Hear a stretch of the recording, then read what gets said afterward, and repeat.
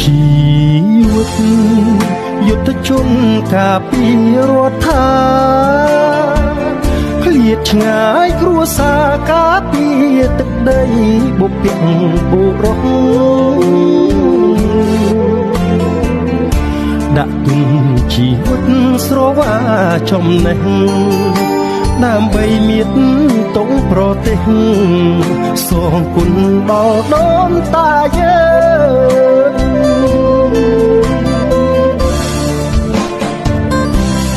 កម្ពុជាខ្ញុំសូមសច្ចាស្មោះស្ម័គ្រ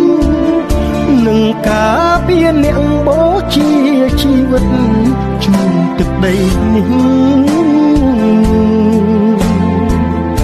ពុកម៉ែប្រពន្ធបងប្អូននៅផ្ទះបន់ស្រន់បួងសួងសំពះឲ្យឈ្នះជនដែលឆ្លៀនពៀន